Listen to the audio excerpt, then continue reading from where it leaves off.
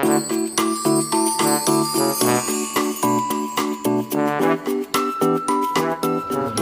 amin ya robbal alamin. Sholawat serta salam senantiasa tercurah kepada junjungan kita Nabi Muhammad Sallallahu Alaihi Wasallam, tercurah pula kepada keluarga, para sahabat, dan insya Allah mudah-mudahan kita semua sebagai umatnya yang tetap setia kepada ajarannya mendapatkan syafaatnya di yaumil akhir. Amin ya robbal alamin. Baik, alhamdulillah mendapatkan kesempatan di sesi kali ini. Berapa menit, Bi? Setengah jam lah. Setengah jam. Berarti setengah jam. Ya, kita singkat-singkat saja ya, pengantar-pengantar saja. Dan ya, kenapa memang ini ngambil materi tentang couple? Ya, karena sesuai dengan aktivitas sehari-hari. Ya, tadi sudah diumumkan lagi sama Bin Ajar. Ya, alhamdulillah 469 perkara dan 9.000 sekiannya itu terdiri dari cerai gugat. Nah, karena nanti cerai itu ada dua macam. Ada cerai gugat, ada cerai talak. Kalau cerai talak itu suami yang menjatuhkan, suami yang memang sudah tidak ingin melanjutkan pernikahannya, rumah tangganya. Kalau cerai gugat berarti si istri yang menggugat, dan ternyata angkanya cukup luar biasa, gugatan cerai dari istri. Nah, kemudian 2018 ini saya belum update karena ini materi yang tahun kemarin kalau nggak salah. Ini dari 2.472 perkara, 504 cerai talak. Berarti berapa persen tuh? Dan 1.968-nya cerai gugat. Artinya berarti banyak yang menggugat cerai dari pihak istri. Nah, ini persoalan ini berarti harus, ya kalau digali lebih dalam lagi ketika ditanyakan ke pengadilan agama, apa sih penyebabnya? Memang beragam. Ada mulai dari persoalan ekonomi, ada yang mulai karena ada isu-isunya itu karena ini perempuan sudah pada punya penghasilan. Jadi merasa ketika perempuan sudah punya penghasilan sendiri, maka yang namanya ibadah sudah sunnatullahnya. Setan tidak akan tinggal diam. Ya, setan tidak akan tinggal diam. Ya, kalau di Al-Quran itu ada min baini aidihim, wa min khalfihim, wa min aidihim, ya, wa min aimanihim, wa an samailihim. Dari depan, dari belakang, dari kanan, dari kiri akan digoda. Gimana caranya supaya roboh pertahanan rumah tangga? Ya. Jadi godaan pertahanan rumah tangga ini sampai, ya bahkan kalau melihat di surat Al-Baqarah ayat 102 itu sampai mempelajari sihir tertentu yang bisa memisahkan antara suami dan istri. Artinya ada prestasi tersendiri bagi iblis laknatullah ketika bisa memisahkan suami dan istri. Dalam Al-Baqarah kemana aja sudah punya anak gitu masih bilang jodoh bukan ya, atau kayaknya jodoh saya pendek nih, atau kayaknya jodoh saya sampai di sini nih. Ketika akan sudah terjalin, ya, ketika misakon golizo tadi sudah terjadi syariatnya, maka itu adalah jodoh. Walaupun jodoh itu nanti ya disesuaikan, biasanya tergantung diri kita, gitu tuh ya. Ditambah lagi biasanya Allah akan memberikan sesuai dengan yang kita butuhkan. Artinya bukan yang kita inginkan. Pernah nggak ada yang merasa kecewa dulu? Atau istri yang sekarang ini sebenarnya bukan itu bidikannya. Mas Oka pernah ngebidik kok. Jadi ini tuh meleset bidikannya gitu. Jadi banyak Enggak ya? Jangan konsultasi di panggung. Mau bagaimanapun caranya gitu tuh ya. Ketika memang pernikahan itu tidak terjadi berarti bukan jodoh kita. Dan mau bagaimanapun caranya, ada yang mungkin hanya ketemu sekali akhirnya jadi. Ada yang mungkin dipertali diri tadi, karena setiap orang ini pasti tidak akan terlepas daripada dua hal ini. Aspek kekuatan, aspek kelemahan. Ya. Setiap kita pasti punya hal ini. Betul Bapak Ibu? Atau ada yang hanya punya di sini saja, nggak ada yang sebelah sana? Nggak ada. Atau kebalikannya, hanya ada kelemahannya tanpa ada kelebihan? Tidak mungkin ada. Selama manusia pasti punya sepasang ini. Kenapa? Kalau yang tidak punya kelemahan, pasti dia bukan manusia. Ya, bisa dipastikan dia malaikat yang tidak pernah salah, yang tidak pernah luput, yang tidak pernah berdosa. Kemudian ketika dia salah terus, tidak ada kebaikan sama sekali di dalamnya, bisa dipastikan dia pun bukan manusia. Tapi apa? Setan, iblis laknatullah yang memang sudah ditakdirkan oleh Allah untuk menjadi hamba yang terkutuk atau makhluk yang terkutuk. Yang salah terus ada 5 belahan otak ini menjadi kendali dalam diri kita, dalam diri setiap manusia, yang ketika terbongkar kita ada di bagian otak mana, belahan otak mana yang yang dominan dalam diri kita, inilah yang menentukan siapa kita, bagaimana, harus seperti apa. Justru ini. Maka ketahui dulu belahannya di mana. Ya, karena memang masing-masing nanti punya kelebihan, punya kelemahan, dan masing-masing punya jalur suksesnya sendiri, masing-masing punya jalan, cara tersendiri untuk apa ya? Untuk mencapai sesuatu yang diinginkan atau yang direncanakan sesuai dengan apa yang ada dalam kepalanya. Ini ya, dari 5 belahan otak. Nah, maka dari belahan otak ini kita sebut sebagai genetik. Aspek genetik yang memang bawaan dari Allah tidak akan berubah. Ketika kita ketahui satu kali, tesnya hanya satu kali. Ya, karena kapanpun dites pasti akan itu lagi hasilnya. Dalam genetika cinta, nah karena itu bahasanya tentang ini, ya tentang pasangan. Nah, maka ada strata genetik, ada sirkulasi hubungan. Nah ini genetika cintanya akan terjawab nanti. Seperti apa ya? Yang pertama strata genetik. Paling dasar, ini yang genetik itu ada 5 hal nih.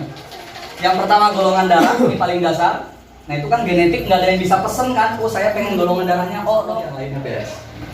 Tapi kalau 3K-nya masih bermasalah dalam salah satu aspek, ini akan ngerembet kemana-mana. Ya, akan ngerembet kemana-mana. Dan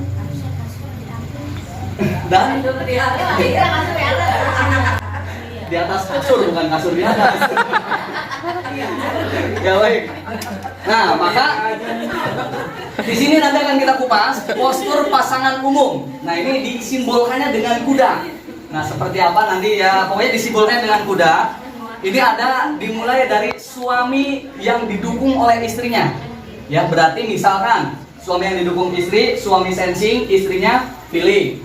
Suami thinking, istrinya sensing. Suami insting, istrinya thinking, dan seterusnya. Ini berarti polanya dukungan. Suami mendapatkan dukungan dari istri. Maka dia memacu, si kuda pun siap dipacu gitu tuh. Kan mantep kan? Mantap gitu. Gak tahu sih, belum ngerasain. Makanya cari insting. Cari insting. Nah, maka Jadi penasaran. komunikasinya suami banyak bersyukur. Nah, kalau kurang syukur bisa dicabut nikmatnya ini ya. Kemudian kasabnya, istri dijadikan sumber daya secara kasab untuk maisahnya, penghasilannya. Kemudian kasurnya nikmati sensasi. Bagaimana? Nih ada vital spot yang bisa dimainkan. Apa vital spot? Nanti aja. Itu training. Vital spot, karena nanti ada vital spot, ada A atau E spot, ada X spot, dan sebagainya. Apa sih? Biar penasaran. Training. Nah, sekarang postur kedua, suami menaklukkan istri. Nah, ini masih bagus nih. Udah perang. Ya, kuda perang. Ya, diibaratkan kuda perang. Score of sports-nya 3, score of sex-nya 4 tertinggi. Ya, kalau kuda perang. Artinya emang si istri ya udah nggak berdaya istri, Pak. Kalau ini udah tahu rasanya.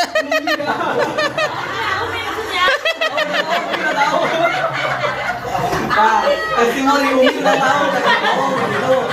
Jadi kuda perang tuh begitu. Skor love-nya 1, friendship-nya 1. Maka komunikasinya top down dari atas Perintah. ke bawah. Perintah. Kasabnya istri dukung doa. Itu 2 ronde Pak Yan. Kasurnya harus nyampe ini. Kalau nggak nyampe ke sini, ya akan ada masalah di sini. Ya, apa yang bisa dimainkan? Ya. Silakan Pak, kata Pak. Ya, Ustaz. Apa yang bisa dimainkan? Ini ekspornya. Apa itu ekspor? Nanti kita kupas ya. Dan ini bisa vulgar. Di depan Ustaz kosan Ustaz. Vulgar sekali ya. Baik. Yang ketiga, postur ketiga, ini kuda tunggangan. Kuda tunggangan itu suami mendukung istri. Nah, score of sports-nya 2, skor seksnya 2, love-nya 3, friendship-nya 2. Komunikasinya persuasif. Jadi emang harus nyaman gitu ya, berdua gitu. Persuasif, pendekatan personal ya. Kemudian kasabnya, Buka jalan. istri pembuka jalan. artinya memang istri harus ketika suami mau A, nah gimana nih A ini akhirnya bisa terfasilitasi oleh istrinya, gitu ya. Nah kemudian yang ketiga kasurnya bersedia Kerja keras. Bagai Memang kuda. Kalau nggak keras nggak bisa kerja. Ya. Ya. Ya. Ini harus kerja keras kalau sini. Kenapa? Kalau nggak keras pasti nggak bisa kerja. Ya. Nah, dan ini yang bisa dimainkan apa? Spotnya, titik A-nya. Titik A tuh yang mana? Nah, Ini ditaklukkan. suami ditaklukkan istri. Ini udah potong. Gimana Pak Yoni? Pak Yoni nih. Oh sama Pak itu, siapa? Tetangga aja. Oh, Pak, siapa Pak Dedi? Pak Dedi. Udah potong. Posnya satu, pasangannya cuma satu, kawan memang, gitu ya. Kemudian setnya juga satu, gitu ya. Jadi kalau istrinya nggak minta, hampir nggak mendatang ya Pak Dedi. Siun. Skor love-nya 4. Kenapa 4 ya? Karena memang ada dari suami yang udah cinta mati gitu ya ke istrinya. Friendship-nya 0. Karena bukan hubungan friendship bagi yang suami ditaklukkan istri. Komunikasinya bucin, mudah cinta. Udah deh pokoknya mah apa yang diminta istri. Wah, Itu tuh AS juga sama ya. bener-bener banyak ini ya. Banyak paling banyak. Tenang. Kita sama-sama pasangan terlarang. Pantesan saya Nah ini David juga David. Sama Pak David juga. saya susah kesini. Susah kesini. Harus melayani. Tapi ini saya tanya, pasangan terlarang tetap happy kan? Kenapa? Karena sudah tahu ilmunya. Pijitin dulu. Secara kasar, istri jauhkan dari istri suami. Jadi istilahnya udah jangan dilibatkan. Pantesan ini ikutin udah lama. Oh, bagus. Bagus. Udah bagus. Udah berjalan. Pas mau jual rumah ya, Nah. udah nih nggak usah ikut Nah, berhasil. dan berhasil ya. Iya. Ya, ya. Berapa kali kesertakan mentok terus. Pokoknya entah itu ketika konsep ini muncul dan mungkin sudah dikaji dari berbagai sisi, bukan kita akhirnya mempercayai sesuatu yang apa ya, Tapi bener. tapi memang ada mungkin aliran energi ya, ada pancaran energi yang akhirnya ada menghalangi jalan tertentu mungkin gitu ya. Pokoknya ini beginilah konsepnya dan memang sudah banyak yang merasakan ya. Kemudian kasurnya cat Mandi kucing. bed. Apa enggak kucing kalau mandi gimana? Dijilat. Bisa suhu badannya. Nah, gitulah pokoknya ya. Suka Siap. diperhatiin nggak Pak Yoni? Iya. Pak David mandi pasti. Ya ini begini kalau mau menemukan kasur nyaman. Jadi kayak mandi kucing. Ya, kucing mandinya ya dijilatin gitu ya. Nah, sisi mana atau titik mana all spot. Oh semua. Makanya itu cat bed. Ya lihat kucing ya semua dijilatin. Oke lanjut lah. Ya, semua itu. Jadi pengen jilat. Jujur juga aman kan? Aman. Oke lanjut. Nah ini. Wah, ini harus sampai selesai ya. Kan contohnya langsung. Oh, ini banyak Sport 0, seks 0, kasihan sekali ya. Temen doang. teman-teman yang baru. Ya cuma friendship aja, makanya kita mah kalau lagi berdua lupa anak. Oh, gitu ya. Itu anak mana anak? Gak tahu. Anak di luar. Kenapa? Karena memang friendship. Ya, friendship pasangan. Udah deh, nggak usah berharap sposnya, nggak usah berharap seksnya, love-nya. Udah kita temenan aja udah ya. Makanan anak laki-laki dak. Rasanya nggak? Ada rasanya. Oh tetap ada rasanya. Ada rasanya. Ya baik. Ini kuda makan kuda. Kayaknya ditunda aja, Pak. Beda nanti. Iya. Ada yang mungkin sepanjang rumah tangganya merasakan bulan madu terus bisa jadi ada. Ya, ada yang mungkin kemantapannya nanti pas udah tua ada. Tapi ada yang mungkin baru bulan madu langsung kemantap bisa jadi ada. Ini tergantung nanti bagaimana bisa memainkan peran antara pasangan ini. Ya. Kemudian matra, nah maka ini sedikit perlu diulas. Kalau tadi bicara thinking, intuiting sampai dengan insting, itu ada di matra personality. Personality itu berarti aku apa adanya. kelebihan dan kekurangannya. Nah, kemudian yang naik ke berikutnya itu matra mentality, mentalitas. Mentalitas itu bukan sudah bicara aku yang tergembleng. Saya intuitif yang tergembleng, sensi yang tergembleng. Kalau di personality dia masih ada kelebihan kekurangan. Kalau di mentality itu sudah banyak kelebihan yang muncul. Kemudian naik ke morality itu sudah bukan bicara aku, tapi bicara kita. Artinya ketika dia thinking, dia paham harus komunikasinya seperti apa agar kekitaannya tetap ada. Ketika dia misalnya seorang insting, bagaimana agar kekitaannya tetap ada, dia sudah bisa menempatkannya. Kenapa? Sudah bicara kita. Dan ketika naik ke matra tertinggi, matra spiritualitas, ini sudah bukan bicara lagi kita, tapi bisa menghadirkan dalam setiap aktivitasnya, dalam setiap perbuatannya, amalannya, itu Allah selalu hadir di dalamnya. Ya, Allah selalu hadir di dalamnya. Akhirnya, maka tadi kembali kepada postur-postur pasangan.